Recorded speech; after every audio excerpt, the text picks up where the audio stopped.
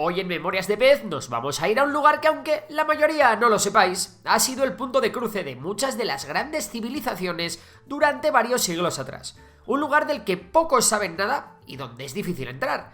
Pero es que este lugar tiene mucho más. Hogar de una de las dictaduras más extrañas del planeta, es un país considerado como totalmente neutral y en su capital, Ashgabat, todos los edificios están recubiertos de blanco. Hoy en Memorias de Pez hablamos del extraño estado de Turkmenistán, en el que todo lo que ocurre no tiene ningún sentido.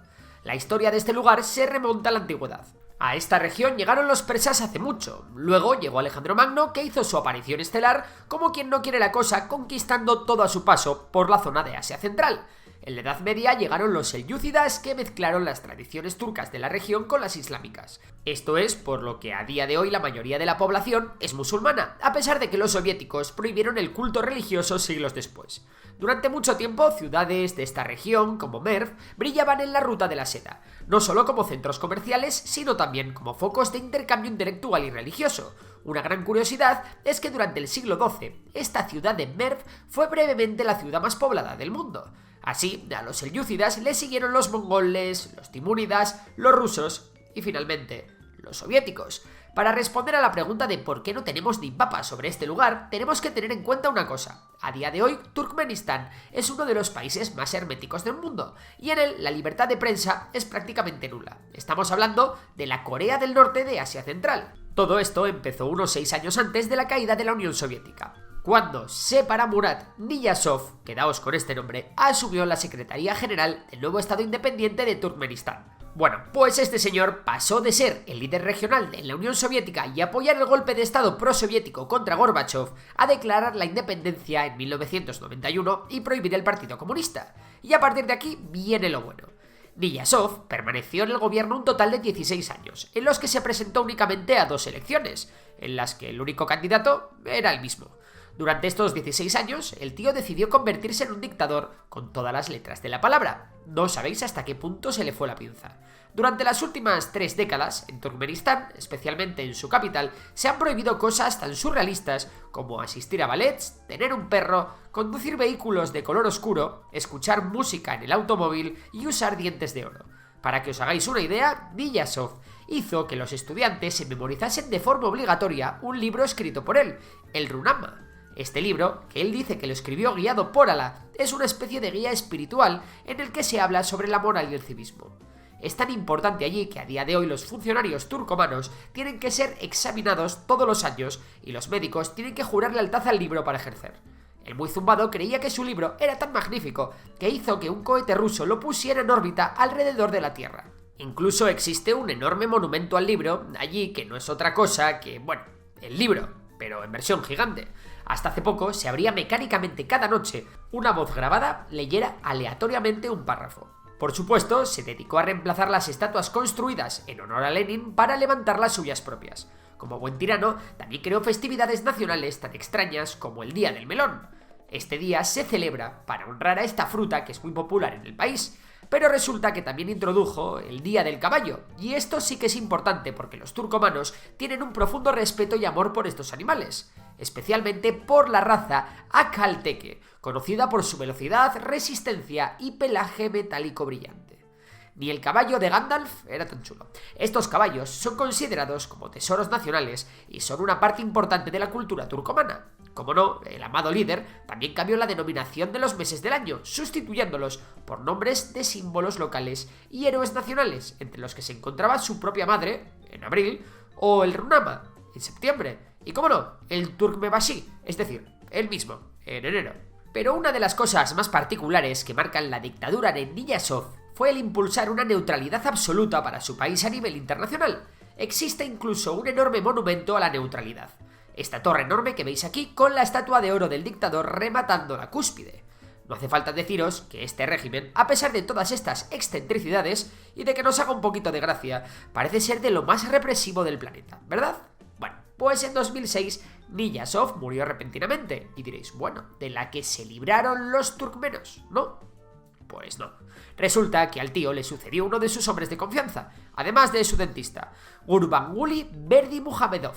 Tras recibir el legado, el tío no se cortó un pelo en calcar el autoritarismo y las excentricidades de su antecesor, añadiendo por supuesto su toque personal. Revirtió, por ejemplo, algunas de las políticas del anterior tirano, como lo del veto a la ópera, el veto al estudio del inglés, y también restó importancia al sagrado libro, el Runama.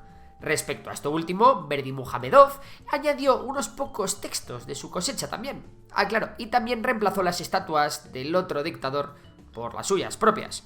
Dentro de las grandes joyas de este nuevo dictador, que se autodenomina como el protector, podemos encontrar la prohibición de teñirse el pelo a los funcionarios, el momento en el que prohibió el coronavirus o la tremenda sesión de no sabemos qué tipo de música electrónica en Año Nuevo, en la que el Presi hizo de DJ.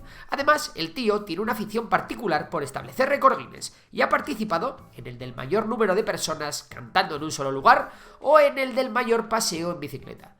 También se le ha visto conduciendo coches de rally por los lugares más extraños del país o montando a caballo al estilo del mismísimo Kim Jong-un, un culto a la personalidad llevado al extremo. El símbolo absoluto de poder para el dictador es la capital del país, Ashgabat. Allí se despilfarran millones y millones en un intento megalómano de tener una ciudad llena, como no, de récords. Así, Ashgabat es la ciudad con más fuentes del mundo. Tiene el centro de deportes acuáticos más grande, el edificio en forma de estrella más alto y, por supuesto, lo que os hemos comentado al principio del vídeo, la mayor densidad de edificios de mármol blanco de toda la Tierra. A pesar de esto, la capital produce más inquietud que admiración, ya que no hay nadie por la calle, es como un gigantesco decorado de una película muy bizarra. Y os preguntaréis, ¿cómo vive la gente allí? Pues bueno, estamos hablando de un país que viola de forma masiva los derechos humanos de todas las formas imaginables. La oposición democrática al régimen está perseguida y los periodistas que se atreven a decir la verdad van directamente a la cárcel. Por supuesto, ni hablar de los derechos de las mujeres, los derechos LGTBI o los derechos de las minorías. No hay libertad ninguna. Además, el país está atravesando una crisis económica severa. El gobierno liderado por los Berdimuhamedov no publica cifras reales, pero se sabe que la inflación real supera las cifras oficiales. Así, la población sufre con salarios extremadamente bajos y el gobierno ha retirado subsidios básicos como los del agua, el gas o la electricidad, lo que ha llevado a la escasez y los tumultos en tiendas por alimentos básicos. Pero bueno, no hay que preocuparse, porque el dictador ha impulsado la creación de un fondo millonario para proteger la raza autóctona de perros pastores. El tema de su último libro, ignorando las graves necesidades económicas y sociales del país. No tenemos ni puñetera idea del PIB real del país, pero sí tenemos muy claro de dónde puede sacar esta peña los millones necesarios para seguir construyendo toda su parafernalia. Y es que resulta que Turkmenistán es hogar de uno de los mayores yacimientos de gas natural del planeta. De hecho, igual os suena este enorme cráter que abrieron y que a día de hoy sigue en llamas, el Pozo de Darbaza, también conocido como la Puerta al Infierno. Este es uno de los principales atractivos turísticos del país. Surrealista, ¿no? Sin embargo, la guerra de Ucrania le ha dado un respiro al régimen de Turkmenistán, ya que el extravagante país se ha convertido en una posible fuente de gas para los europeos. Turkmenistán ha propuesto el desarrollo de un gasoducto transcaspiano que pase por Georgia y Turquía, lo que podría aumentar significativamente las entregas de gas natural a la Unión Europea. Actualmente, la página web del Parlamento Europeo reconoce a Turkmenistán, aunque sea uno de los estados más autoritarios del planeta, como su socio necesario. Ya sabéis, son solo negocios. Y es que por muy represiva que sea esta dictadura, lo cierto es que el gas es un bien muy preciado para Europa en estos momentos. Y oye, ¿hay algún país al que se le pueda comprar gas que no haya violado los derechos humanos? Realmente, casi ninguno. Respecto a Estados Unidos, pues bueno, hay pequeños problemas entre el país del tío Sam y Turkmenistán. En primer lugar, porque Estados Unidos no necesita gas. De hecho, Turkmenistán es un competidor para los mismísimos Estados Unidos en este sentido. En segundo lugar, las posibles relaciones con el tío Sam se han visto deterioradas por la firma del Estatus del Mar Caspio, un acuerdo por el cual Rusia, Kazajstán, Azerbaiyán e Irán, junto con el país de los melones, han blindado la región del Caspio para que ésta no sea explotada por potencias extranjeras. Menudos 5 países se han juntado ahí, ¿eh? Eso sí, recordemos que Turkmenistán es neutral. Y es que es importante remarcar que al margen de que la Unión Europea acabe comprando gas turkmeno, otros 2 grandes países que importan gas desde allí son Rusia e Irán. Moscú, de hecho, siempre ha mantenido algún tipo de control sobre los oleoductos y gasoductos que vienen de Turkmenistán. No hace falta que os digamos mucho más para que os deis cuenta de que el extraño país asiático se ha convertido en un objetivo central de todo el mundo, ¿verdad? Ya veis lo extraña que es esta historia. De la noche a la mañana, un país desconocido para la gran mayoría, con una dictadura surrealista y con un pasado asombroso, parece que de repente tiene algo de importancia geopolítica. Por cierto, desde el año 2022, el cargo de presidente pasó del dictador a su hijo Sedar Berdimuhamedov. Aún es pronto para juzgar a Sedar, pero desde luego parece algo más comedido que su padre, quien, por cierto, sí que dirige un poco el país desde la sombra. No obstante, es posible que Turkmenistán haya caído en la cuenta de que un mayor aprovechamiento de sus recursos puede ir de la mano de una apertura al mundo. Si este es el caso, un líder con apariencia menos extravagante les podría venir mucho mejor. Y hasta aquí el vídeo de hoy. Si te ha gustado, ya sabes que puedes dar a like, suscribirte y nos vemos en próximos vídeos. Por lo demás, un saludo y hasta la próxima.